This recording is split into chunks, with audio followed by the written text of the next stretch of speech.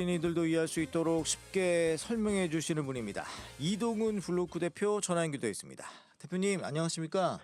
예, 안녕하세요.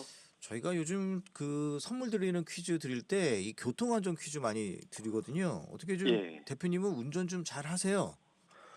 운전 그냥 차분하게 하는 편이라고. 그러니까 예, 예. 대표님은 이 목소리나 이 외모나 다 차분하셔서 운전도 되게 차분하실 것 같아요.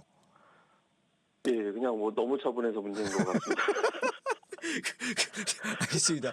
대표님 같은 분들이 있으면 우리 교통사고도 없을 것 같고 다들 운전하는데 기분이 좋을 것 같은데 요즘 막 끼어들게도 뭐 깜빡이 켜는 분도 안 계세요. 좀 그런 거 보면 참 안타깝습니다. 알겠습니다. 대표님 우리 주식 얘기해야죠. 주식 얘기. 그래요. 간밤에 뉴욕장 어떻게 됐습니까? 예, 미국은 뭐 S&P 500 지수 그리고 다우 지수는 사상 최고치도 경신을 했습니다. 뭐 걱정했던 게 이제 엔비디아 실적 나오고 나서 뭐 최근에 이제 AI가 버블이다 뭐 이런 걱정이 있었는데 엔비디아 실적이 뭐 AI 버블 아니네 이런 것들을 좀 확인시켜줬다 이런 이제 평가가 있었고요. 그리고 이제 또 한 가지는 이제 미국의 경제 지표가 괜찮게 나왔습니다. 예.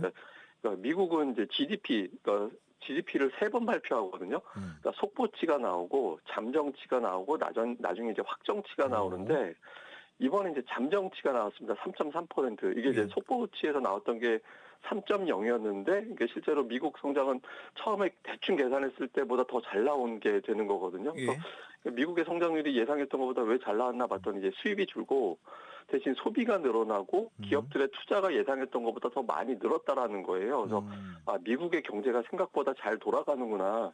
그러니까 기업들의 뭐 엔비디아로 대표되는 기업의 실적이 잘 나오고 그리고 지금의 어떤 미국 경제 상황은 그렇게 나쁘진 않고 이렇게 되니까 뭐 투자들이 더 매수하는 그런 흐름이 나왔고요. 그리고 또 여기에 최근에 다시 또 금리 인하는 거의 확실하다 이런 또 분위기 계속 나오고 있거든요. 뭐 예를 들면 뭐 소시에테 제네럴 이런 데서는 향후 1년 동안 미국이 최소 1%포인트 이상 금리를 내릴 거다. 그러니까 이런 분석이 나오다 보니까 금리 인하 기대, 양호한 경제 지표 이런 것들이 또 미증시를 최고치로 끌어올리는 그런 계기가 된 것 같습니다.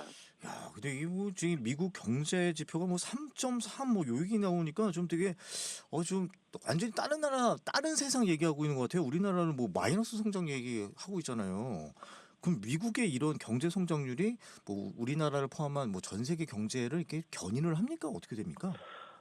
이게 사실 예전에는 미국의 성장이 딱 이렇게 나오게 되면 결국에는 미국이 수입을 많이 하고 이제 소비를 많이 하는 나라니까 다른 나라 제품을 많이 구매한다라는 게 되는 거잖아요. 그래서 이 부분에 대해서는 좀 기대치가 예전에 있었고 이게 이제 좀 끌어올린다 이런 이제 효과가 있었는데 최근에는 그런 효과가 이제 트럼프 정부 들어서고 나서부터는 좀 반감됐습니다. 그래서 지금은 미국의 경제 성장보다는 그냥 미국의 금리를 내려서 돈을 많이 풀어주는 거 여기에 더 이제 집중이 돼서 성장률 자체보다 금리를 언제 내릴 거냐 여기에 더 관심이 많은 것 같습니다. 그렇군요.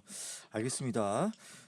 대표님 이 엔비디아 실적 발표 나왔는데 이거 월가 평가는 어때요?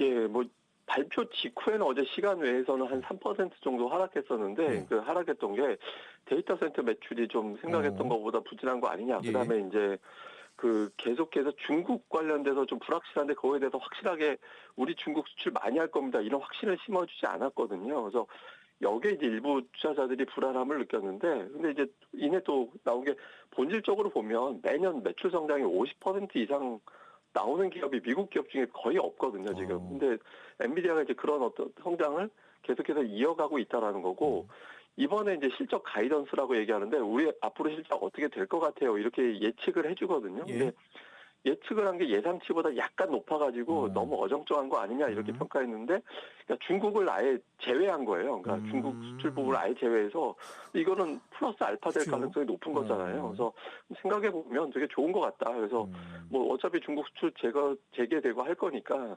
증권사들이 일제히 다 목표 주가를 높여서 뭐 대부분 한 180달러, 200달러 사이였는데 지금은 200달러 위로 다 목표 주가를 올려서 다시 주가는 올라갈 것 같다. 이렇게 분석들을 많이 했습니다. 그렇군요. 대표님, 이게 오늘 저녁에 중요한 경제 지표가 나온다고 하는데 이거 뭡니까?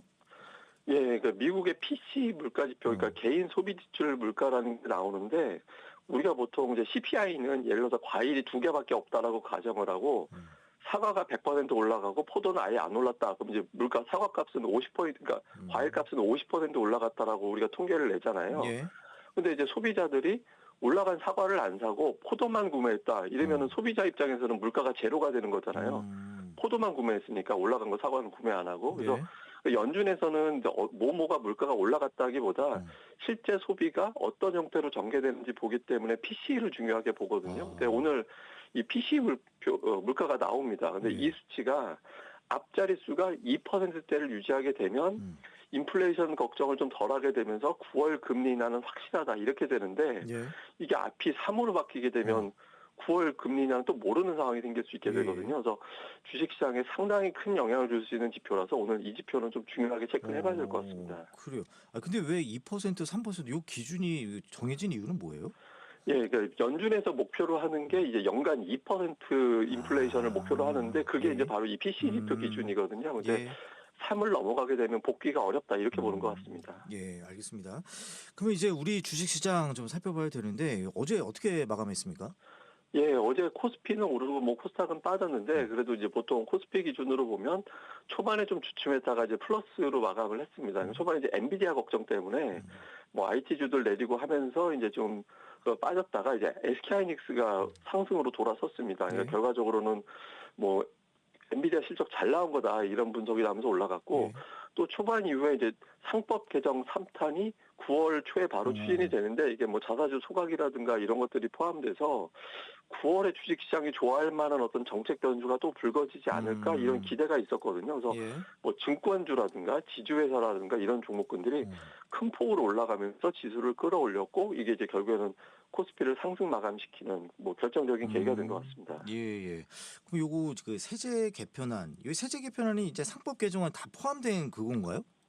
예, 상법 개정안하고 세제 개편안하고는 조금 다른데요. 그래요? 근데 이제 그럼 요 세제 개편안, 요 같은 이런 건 같은 정책 기대 어떻게 좀 다시 증시를 올릴 수 있을지 그것도 좀 궁금해요. 예, 이게 사실 최근 뉴스가 막 무슨 사만사온 같이 겨울에 막 날씨 추웠다 따뜻하다 이렇게 되는 것 같이 세제 개편안이 뭐 개인 투자자들한테 유리하게 될 것 같기도 하다가 또 반대되는 메시지가 나오고 지금 오락가락 하거든요. 그래서 지금 당장은 이것 때문에 뭐 확정적으로 좋아질 것 같다 이렇게 이제 보기는 어려운데 다만 이제 최근에 당국자나 정치권에서 나오는 메시지가 조금 달라지긴 했습니다. 예를 들면 그 경제부총리가 한동안 뭐 PBR 뭐 10배 뭐 이런 것 때문에 조금 논란이 되긴 했었잖아요. 근데 뭐 그것 때문에 이제 투자자들이 제가 보기엔 투자자들이 좀 오해한 것도 있는 것 같은데 어쨌든 부총리가 이제 5,000포인트 포기한 거 아니다. 그러니까 5,000포인트를 뭐 정부에서는 이제 원하고 있고 그걸 갖다가 프로젝트를 뭐 충분히 어떤 기대하고 있다라는 내용을 다시 한번 언급을 했거든요. 그래서 주식시장 손 놓고 있지 않다 이런 점을 메시지를 분명히 좀 냈고요. 그리고 어제 여당 의원이 뭐 이소영 의원이죠. 그러니까 여당 의원이 구체적으로 9월 초에 세제 개편안이 확정되는 게 좋다. 만약에 9월 말이 되면